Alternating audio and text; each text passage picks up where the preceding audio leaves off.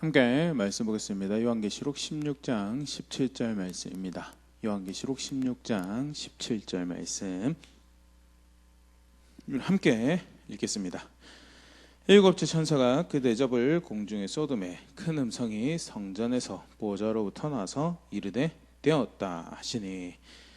아멘.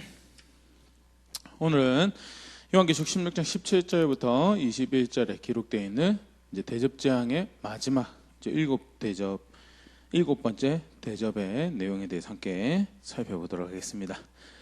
먼저는 좀 전에 읽었던 본문에 등장한 것처럼요, 하나님께서 이것을 요한에게 보게 하시고 알게 하시면서 이런 표현을 사용하죠. 되었다.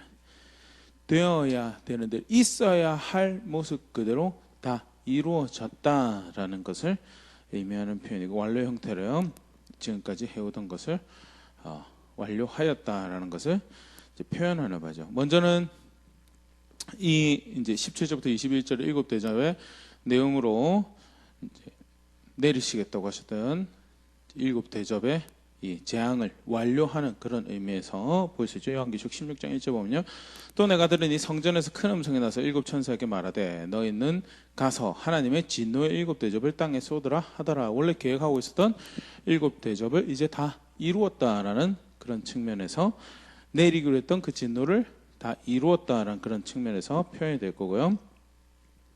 그런 의미라면 단순 일곱 대접뿐만 아니라 전체 큰 의미에서 이제 다 이루었다라는 그런 의미도 되죠. 일곱 대접이 사실 일곱 대접 따로 존재하는 게 아니고 일곱 나팔의 내용으로 존재하는 일곱 대접이고, 또 일곱 개의 나팔의 재앙은 일곱 번째 인의 내용으로 존재하고요. 결국 사실은 이제 요한계시록 6장 1절부터 등장하고 있는 인을 떼시는 내용의 그 완료를 이제 의미를 하는 거죠. 내가 봄에 6장 1절입니다. 일곱 인 중에 하나를 떼시는데 그때 내가 들으니 내 생물 중에 하나가 우레소리같이 말하되 오라 하기로. 4장 5장에 보좌 앉으신 하나님과 이제 그리고 그 인을 떼기, 그 하나님 손에 들려져 있는 두루마리에 인을 떼시기에 합당하신 어린 양이 소개가 되어지고, 구체적인 6장부터 하는 예수님께서 그 인을 이제 떼시죠. 그 일의 완료가 이제 그것을 통해서 펼쳐가실 이 목적하신 것이 이루어졌다는. 그럼 무엇이 이루어졌는가? 그 인을 떼시는 것으로 무엇이 이루어졌는가라고 할 때 우리가 살펴봤지만, 여기 인은 그냥 요한계시록에 느닷없이 두루마리는 요한계시록에 느닷없이 등장한 두루마리가 아니라 이제 특히 이제 다니엘의 이 봉인하라는 두루마리가 등장을 하죠. 그래서 다니엘을 통해서 말씀하신 그 내용의 그 동일한 그 의미의 연장 안에서, 또 전달하신 메시지 연장 안에서 그 내용이 담겨져 있는 것을 확대해 추정을 하고요. 그래서 우리 함께 살펴봤던 말씀이 이제 다니엘 2장 44절, 다니엘 뭐 여러 말씀들 우리가 함께 살펴보고 있지만 다니엘의 내용을 잘 설명해주는 메시지 중에 하나죠. 다니엘 2장 44절, 이 여러 왕들의 시대에 하늘의 하나님이 한 나라를 세우시리니 이것은 영원히 망하지도 아니할 것이요 그 국권이 다른 백성에게로 돌아가시도 아니할 것이요 도리어 이 모든 나라를 쳐서 멸망시키고 영원히 설 것이라. 하나님께서 한 영원한 나라를 세우시는데 그 나라는 영원히 망하지도 않을 것이고 그 국권이 다른 백성에게 빼앗기지도 않을 것이며, 도리어 이 한 나라를 세우는 이 과정에서 그것을 적대하고 대적하고 거역하는 모든 것들을 쳐서 멸망시킬 것이다. 그게 이제 일반적으로 이 두루마리의 내용의 사실 대략이죠. 그리고 실제로 그 인을 우리가 쭉 살펴봤죠. 인을 쭉 떼시는 과정, 그리고 오늘 그 완료되는 것을 통해서 이루었다, 되었다, 있어야 한 대로 목적한 대로 되었다라는 이 표현을 통해서 그 일이 이루어지는 것을 이야기를 하는 거죠. 그래서 오늘 내용도 보면 하나님 대적까지 세워진 것들을 쳐서 멸망시키는 그런 내용들이 등장하고 있는데요. 일곱 대접의 재앙의 완료, 그리고 더 큰 의미에서 그 하나님께서 하나님 대적하는 세상을 향한 진노의 그 완료를 이제 표현하는 거고요. 그러면 이게 최후 심판의 완료인가? 그걸 의미하는 건 아니죠. 최후 심판은 아직 남아 있고요. 좀 이제 다니엘 말씀 읽었던 대로 그 앞서서 하나님 대저가 세워준 것들을 쳐서 멸망시키는 그 일을 하시는 그런 장면이 이제 마무리가 되어지는 그것을 의미하는 거죠. 요한계시록 21장 6절에 보면요, 또 내게 말씀하시되 이루었도다. 나는 알파 오메가요 처음과 마지막이라. 내가 생명수 샘물을 목마른 자에게 값없이 주리니. 이제 여기서 이루었다라는 것은 최후 심판이 다 끝나고 난 다음에 이야기가 이제 6절에 다 이루었다라는 거고요. 아직 최후 심판의 그것을 의미하는 것은 아니지만 하나님 대적하여 세워준 것들에 대한 하나님 진노하심을 내가 이렇게 갚아내겠다. 내가 이렇게 그들에게 한 대로 갚아줄 것이다. 또는 내 의를 드러낼 것이다 라고 하신 것을 이루시는 것이 완료되었다는 것을 이제 보여주죠. 또 한 가지 이제 사실 또 신약 성경에서 이제 학자들이 이야기하는 흥미로운 하나 같이 이제 기억할 수 있으면 좋을 것 같은 게요. 예수님께서 십자가에서 이제 마지막 하셨던 말씀으로 기록된 말씀 중에 하나가 요한복음 19장 30절에 예수께서 신 포도주를 받으신 후에 이르시되 다 이루었다 하시고 머리를 숙이니 영원히 떠나가시니라 하면서요. 하나님께서 예수님을 통해서 다 이루신 일을 받아들인 자에게는 그 진노하심이 없지만 그것을 받아들이지 않고 거역하는, 오늘 본문 사실 21절 또 가도 여전히 비방하고 회개하지 않는 무리들의 내용이 이제 기록이 되어 있는데요. 그들에게 반드시 이 말, 하나님의 거룩하심을 의로우심을 이루시는 그 내용이 이제 표현이 되는 그런 것들로 이제 학자들이 이야기를 합니다. 그러면 구체적으로 일곱째 대접 내용을 한번 이렇게 들여다보면요. 먼저는 함께 본문에도 그렇게 표현되어 있지만 공중에 대접을 쏟아부었다라고 그런 표현이 등장을 하는데요. 첫째 천사는 땅에, 2절이죠. 그 대접을 땅에 쏟아서 하나님 진노를 땅에 표출하고, 둘째는 바다에, 셋째는 강에서 물에 이제 하나님의 진노를 드러내시고요. 네 번째는 해에 하나님께서 그 진노의 대접을 쏟아부으시고, 다섯 번째는 그 짐승의 왕좌에 적그리스도로 이제 예표되는 인물이죠. 존재죠. 그래서 하나님 진노를 거기에 쏟아부으시고, 여섯 번째는 유브라데 강에, 큰 강 유브라데 강에 지난 시간에 살펴봤지만 이제 진노를 쏟아부으시고요.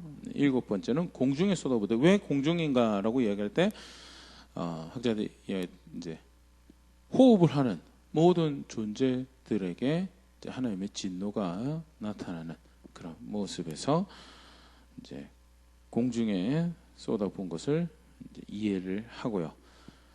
더불어서 이제 그 앞에 장면에 보면 아마겟돈이죠. 마지막 하나님을 대적한 전쟁을 치르기 위해서 이제 군대를 모집하는 장소의 이름이 등장을 하며, 그렇게 끝까지 하나님을 대적하고자 하는 그런 선택을 저지르는 사단과 연합하는 짐승과 그를 추종하는 거짓 선지자, 그리고 그것에 쫓아서 행복과 쾌락과 만족을, 부를, 이익을 추구하는 모든 무리들에 대한 모습이 설명이 되어주고 있는데, 이제 그들이 준비하고 있는 전쟁을 사실은 이제 이런 힘이면 하나님을 충분히 대적할 수 있겠지라고 했던 것에서 가장 그들이 기본적으로 누리고 있던 하나님의 은총, 하나님의 그들의 호흡에, 공기에 진노를 표출하심으로써 사실 정작 존중해야 될 주인을 존중하고 있지 않았었던 거예요. 은혜로 누리고 있던, 은총으로 누리고 있던 것들에 대해서 감사하지 않았던 실제적 문제에 대해서 갚으시는 그런 모습, 그래서 공중에 대접을 쏘붙는다고 이렇게 표현하신 것이 아닌가라고 작자들이 이제 이해를 하고요. 더불어서 이제 한 가지 더 이제 이야기를 하는 것이 에베소서 2장 2절에 보면 사단을 공중의 권세 잡은 자라고 표현을 하는데요. 그 사단과 사단을 따르면서 하나님 앞에 하나님의 질서, 하나님의 권위에 하나님의 의에 순종하기보다는 각자의 질서, 마음과 육체에 원하는 것을 쫓아서 세상 유행 쫓아서 살아갔던 모든 이들에 대한 그 공중의 권세 잡은 자들에 대한 질서, 그들의 권위, 그들이 세워놨던 모든 것들에 대한 이제 그것에 대한 하나님의 진노를 표출하는 것으로 또 그렇게 이해를 하기도 합니다. 그래서 일곱 번째 대접은 하나님께서 공중에 그 진노를 쏟아부으시는데, 그러면서 그 내용이 소개되어지는데 이제 내용을 보기 전에요. 또 일곱 번째 대접에서 이렇게 다시금 또 이렇게 강조하고 확인하고 있는 게 뭐냐라고 할 때 이 일은 하나님께서 하시는 것이다. 하나님께서. 그래서 대표적으로 17절에 보면 이제 큰 음성이 성전에 있는 보좌로부터 나왔다는, 성전에 있는 보좌는 하나님이 앉으신 거. 여기 성전은 예루살렘 성전이 아니고 우주적 성전이죠. 4장 5장에서 요한계시록 4장 5장에서 표현되었던 하늘에 있는 성전, 하나님 계신 곳이라는 그런 의미에서 성전을 표현해서 그 하나님으로부터 음성이 나와서 하시는 일이다라는 것이 일곱 번째 대접 다시 한번 더 분명히 확인이 되어져 있고요.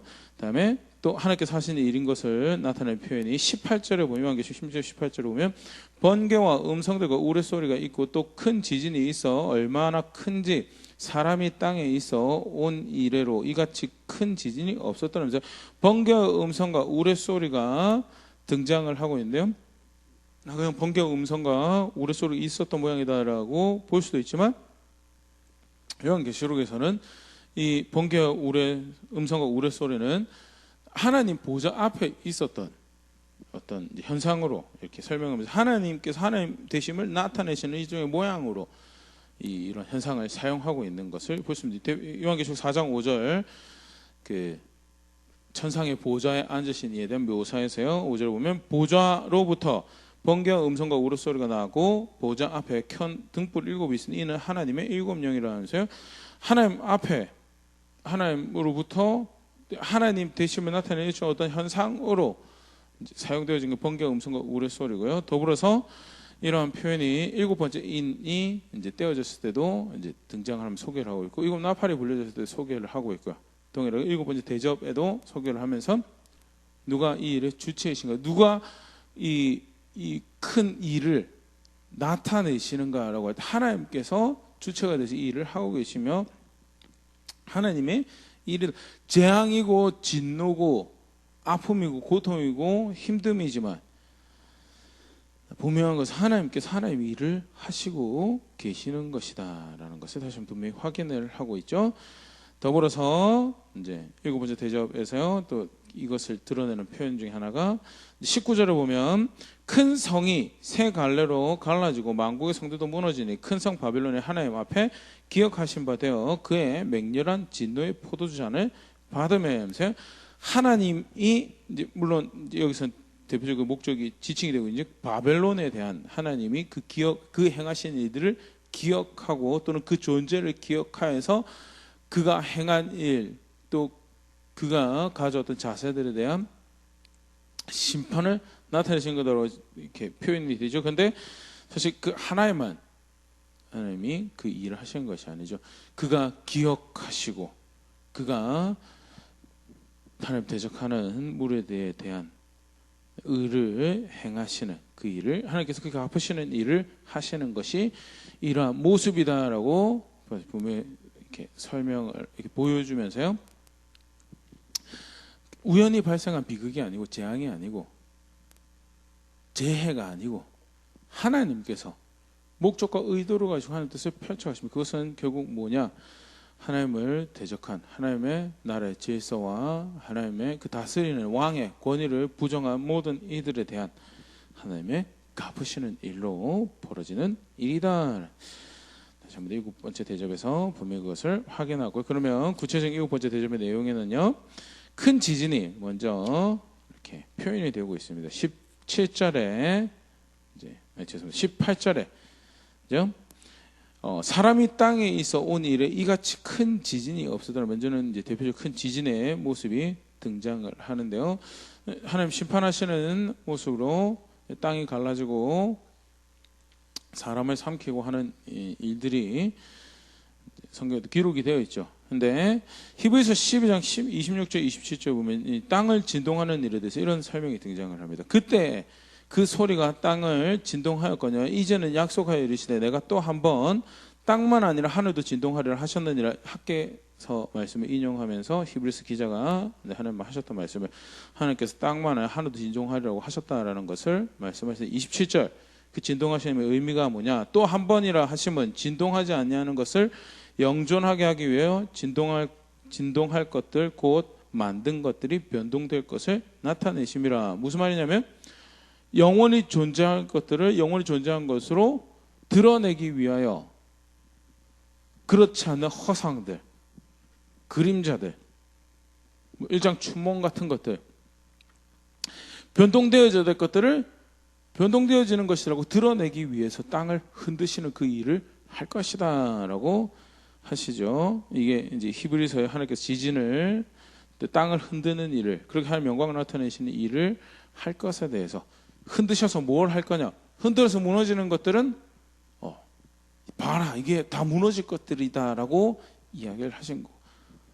흔들어서 무너지지 않는 것들을 이것은 영존할 것들이다라고 나타내시는 그런 일들을 흔드시는 것을 통해서 나타내시는데 실제로 이제 큰 지진 하나님께서 흔드시는 이 일들을 통해서 20절에도 보면 여기 16장 20절에도 보면 각 섬도 없어지고 산악도 간데 없더라. 이 진노의 재앙의 모습도 사실 앞에 이제 한번 언급이 되었던 표현들이죠. 그래서 알고 있었고 누리고 있었던 어떤 절대 없어지지 않을 거라고 생각했던 산악, 섬 이런 것들도 없어지고 간대가 없어지는 그런 격심한 흔듦이 변동이 나타날 거에 대해서 실제로 그것이 육체적인 것도 큰 지진이 실제로 벌어지는 그 모습도 충분히 하나님께서 그렇게 멸망시키실 수도 있고요. 더불어서 영적인 것들로도 하나님께서 흔드셔서 영존하지 않을 것과 변동될 것을 나타내시는 그 일을 하실 모습에 대해서 이제 우리가 생각을 해보면 그 큰 지진을 일으키시는 모습 일곱째 대접이 진노를 표출하신 게 소개가 되어 있고요.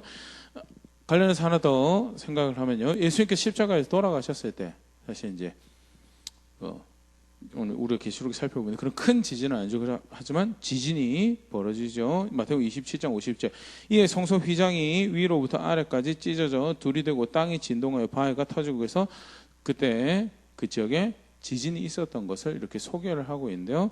히브리서 말씀을 같이 또 학개서 2장의 말씀을 우리 같이 생각을 해보면 그리스도 안에서 이제 선포되어져 선언되어지는 영원한 하나님 나라 그 외에는 무너질 것들에 대한 이제 일차적인 어떤 예고편 같은 그런 하나님께서 그 일을 행하셨던 것을 그리고 마지막 때에 다시 한 번 더 흔드셔서 무너질 것들 열심히 쌓았던 것들 무너질 것들이다라는 것 반대로 영존할 것들은 영존할 것들로 이렇게 존재할 것을 또 그것이 영존할 것임을 나타내신 그런 일들을 할 것이고요. 일곱째 대접에 큰 지진이 하나님께 진노를 표출하실 때 큰 지진이 있을 것을 이렇게 가르치시고 두 번째는요.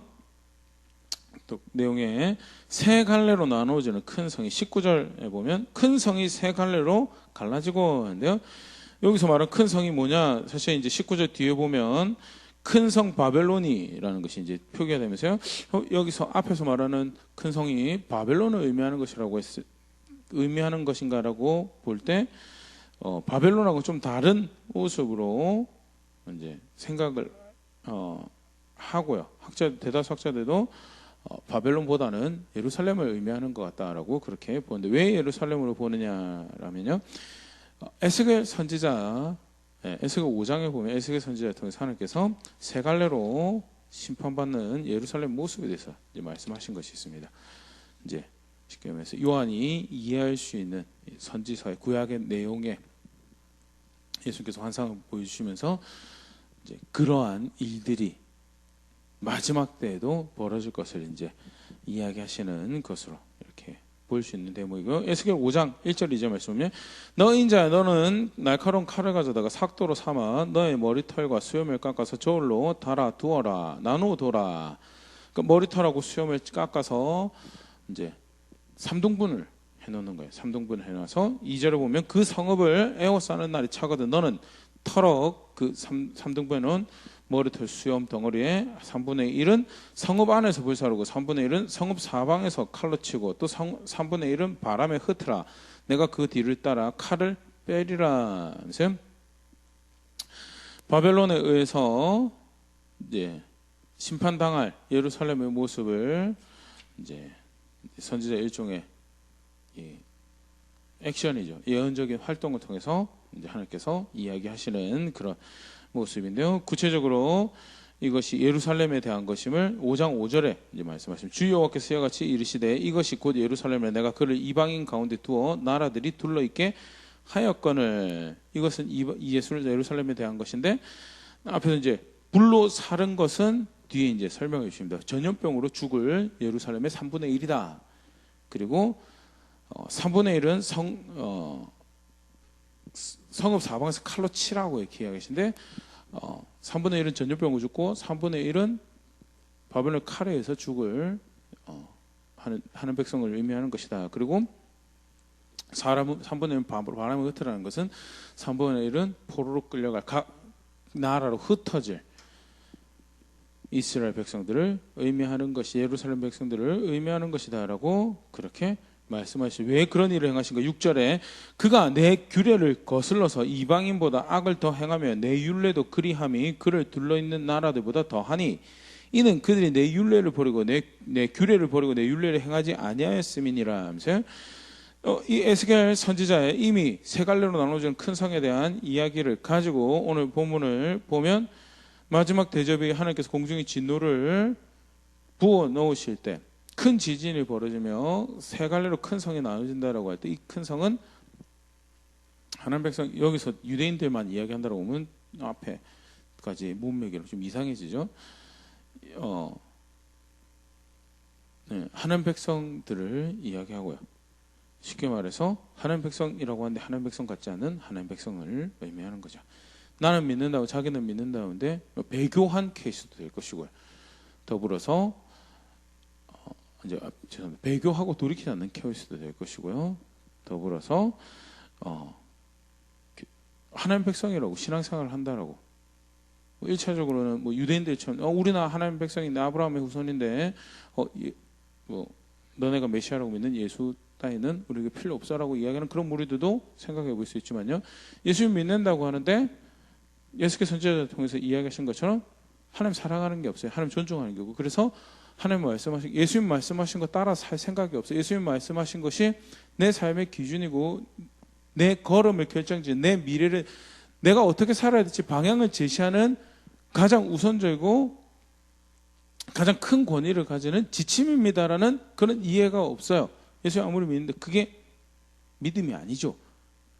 이제 그런 자들을 향한 하나님의 진노가 있을 것을 이제 비유적인 표현으로 드러내고 있는 왜냐하면 이제 그 이미 세 갈래로 나눠진 큰 성을 에스겔에서 그렇게 하나님께서 묘사하셨던 적이 있고요. 다시 요한을 통해서 마지막 때 배교하는 무리들 또는 하나님 앞에 진실한 신앙을 가지고 있지 않는 하나님 백성인 척하는 무리에 하나님 진노가 있을 것에 대해서 표현하는 것으로 이제 보일 수 있고요. 그 다음에 사실 이제 그 뒤 가면 이제 그런 표현들이 조금 더 등장을 하는데요.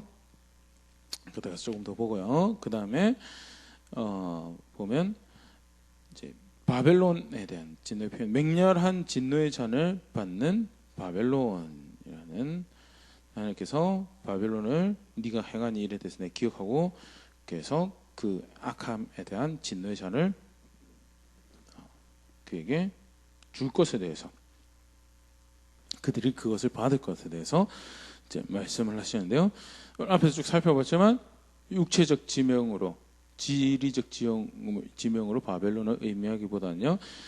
학자들이 1차 독자들에게는 요한 당시 이 서신을 받았던 사람들에게는 로마를 의미하는 것이고 흔히 말하는 그 세계의 주인이죠. 그 세계 주인, 그 세계의 권력과 권세를 가지고 하나님을 대적하고 하나님의 의로움을 거스르는 문화를 세계의 질서, 세계의 문화로 삼아서 하나님의 백성들이 그 가운데 어려움을 겪고 핍박을 겪고 하나님의 거룩함이 도전받고 하나님 명령, 예수님 말씀대로 살아가려고 하는 모든 것이 사실은 불편함을 겪게 만든 그 로마의 뭐 통치 시스템, 그 로마 자체에 대한 그런 것으로 1차적으로는 이해를 하고요. 2차적으로 우리 같은 경우에는 우리가 살고 있는 세상의 질서, 통치, 문화를 생각할 수 있죠. 하나님 법을 존중하지 않는, 하나님의 거룩함을 존중하지 않는 그것이 결국 하나님 명령한 진노의 잔을 받게 될 거다. 예레미야 50장 29절 말씀하셨던 것처럼요. 활 쏘는 자를 바벨론에 소집하라. 활을 당기는 자여 그 사면으로 진을 쳐서 피하는 자가 없게 하라. 하나님께서 바벨론 심판하시는 장면을 이제 묘사하시는 거죠. 그래서 공격할 자들을 모아서 사면의 진을 펴서 진노하시는, 하나님이 바벨론 진노를 표출하시니 그 도망간 자가 하나도 없게 하라. 하면서 그가 일한 대로 갚고 그가 행한 대로 그에게 갚으라. 그가 이스라엘의 거룩한 자 여호와를 향하여 교만하였습니다. 결국 사실은 사단의 문제도 그렇고요, 짐승의 문제도 그렇고요, 짐승의 거짓 선지자들 문제도 그렇고요, 배교하는 교회도 그렇고요. 복음이 진노가 이렇게 미쳐지고 있는데 거기에 회개하지 않는 자들도 그렇고요. 결국 문제가 뭐냐? 교만한 그들이 마음이 하나님 앞에서 높고 그들 생각이 하나님 앞에서, 그들 귀가 하나님 앞에 높아져서 하나님 법을 존중하지만 존중해야 될, 감사해야 될 하나님에게 충분한 감사를 하지 않는 그런 모습들이 하나님께서 그 일한 대로 갚을 것이고 그 행한 대로 갚을, 그게 바벨론 향한 하나님의 먼저 과거의 그 실제적 육체적 지형적인 바벨론에 대한 심판이었다면요, 동일하게 바벨론에 표현되지는 세상 질서, 세상 권력, 세상 권위에 대한 의롭지 않은, 거룩하지 않은 그들의 문화와 세력에 대한 하나님의 심판이, 진노가 있을 것에 대해서 표현이 되어지고 있고요. 그 다음에 일곱 번째 대접이 부어질 때 또 특징적으로 이렇게 표현되어지는 것이요. 21절에 보면 우박이 등장을 합니다. 요한계시록 16장 21절, 또 무게가 한 달란트나 되는 큰 우박이 하늘로부터 사람들에게 내림에 사람들이 그 우박의 재앙 때문에 하나님을 비방하니 그 재앙이 심히 크미러라. 큰 우박이 얼마나 무게가, 우박 하나당 무게가 얼마나 되냐, 한 달란트나 된다고 하는데 학자들이 이야기할 때 이 당시 도랑형으로 생각을 환산해 보면 현재 무게로는 약 40kg 정도 되는 큰 우박이 하늘로부터 내리는, 뭐 망고지지 않는 게 좋겠죠. 하늘로부터 40kg짜리 덩어리가, 얼음 덩어리가 떨어지면 죽는 거고 망하는 거고요. 근데 하나님 대표적인 심판의 도구죠. 이사야 28장 17절, 나는 정의를 측량주로 삼고 공의를 저울추로 삼으니 우박이 거짓의 피난처를 소탕하며 물이 그 숨는 곳에 넘칠 것인지. 이사야 선지자를 통해서 말씀하셨던 심판의 모습에서도 하나님 우박을 내려서 하나님의 진리를, 그것을 따르는 진실한 삶을 대적하는 그 거짓의 처소들을, 거짓의 진들을 하나님께서 소탕하실 것에 대해서 말씀하시고요. 사실 우박으로 심판하시는 대표적인 모습은 출애굽기를, 출애굽 10가지 재앙을 또 우리가 생각을 하게 되고요. 사실 요한계시록의 재앙의 많은 모습들이 하나님을 대항하여 목이 곧았던 바로와 그 이집트를 향한 하나님의 심판의 모습을 이렇게 담고 있는 그 유사한 모습들이 표현되면서 과거에 그렇게 하셨던 것처럼 하나님의 대적한 교만한 자들, 강팍한 자, 완고한 자들을 하나님 심판이 단호하게 그렇게 있을 것을 보여주는데요. 출애굽기 9장 23절 24절, 모세가 하늘을 향하여 지팡이를 들며 하나님께서 우레소리와 우박을 보내시고 불을 내려 땅에 달리게 하시니라. 여호와께서 우박을 애굽 땅에 내리심에 우박이 내림과 불덩이가 우박에 섞여 내림이 심히 맹렬하니 이 나라가 생긴 그때로부터 애굽 온 땅에는 그와 같은 일이 없었더라. 그러면서 우박으로 이집트 땅을 치셨던 그런 모습을 이제 우리가 생각을 해볼 수가 있죠. 그러면서 마지막 때 하나님께서 그렇게 하나님을 대적하는 자들을 치실 것에 대해서 또 한 가지 더 이제 역사적 관점에서 학자들이 어떤 것을 또 이야기를 하냐면요. 아까 예루살렘이 세 갈래로 나눠진 큰 성 예루살렘이 1차적으로 예수의 선지자를 통해서 예루살렘으로 지칭되었던 것처럼요. 주후 70년에 로마 장군 티투스에 의해서 예루살렘 멸망을 당할 때 이제 그 당시 사용되었던 공성병기, 이제 성벽을 때려 부수고 건물을 부수고 병사를 진입해서 점령할 수 있도록 멸망시킬 수 있도록 하는 그 공성병기가 그 돌을 날리는데 그 당시 그 평균적인 돌멩이 무기가 한 달란트 정도였다라고 그렇게 이야기를 합니다. 그러니까 그 이제 하나님을 존중하지 않았던, 무엇보다도 언약 관계에 있어서 하나님 법과 그 거룩하심에 대한 책임이 있었던 백성들이 하나님을 떠나고 강팍함으로, 뭐 그중에는 하나님 아들 영접한 사람들도 있죠. 그러나 그러지 않았던, 여전히 이렇게 자기들의 의로움에, 로마서 표현처럼 자기들의 의로움에 복종하여서 하나님 존중하지 않았던 하나님 백성을 치실 때 돌덩이가 40kg짜리 되는 돌덩이가 하늘에서 쏟아져 들어오며 자기들의 거처를, 자기의 피난처를, 자기들이 의지하는 성벽을 박살내는 그런 일들이 있었던 것이, 이 편지를 받아든, 이제 멸망 이후에 이 편지를 받아든 그들에게, 또는 이제 그러한 이 경험들을 간접 공유하고 있었던 백성들에게 굉장히 와닿는 그런 표현들이 아니었을까, 그렇게 또 이 장면을 이제 이해하는, 또 이렇게 설명을 곁들이는 학자들도 있는데요. 더불어서 또 한 가지 더, 이제 겐트리 같은 학자가 이제 이런 모습을 이야기를 합니다. 신명기 22장에 보면 그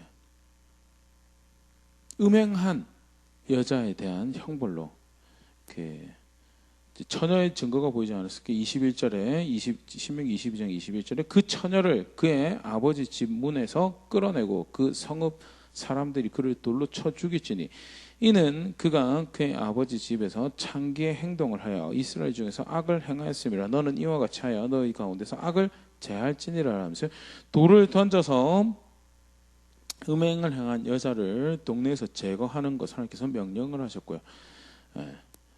하나님 백성이 그것을 자기들이 그 형벌을 집행함으로써 그것이 미워해야 될 죄인 것을 고백하도록 하고, 더불어서 그 악을 백성 중에서 제거하는 그 일을 하셨던 거예요.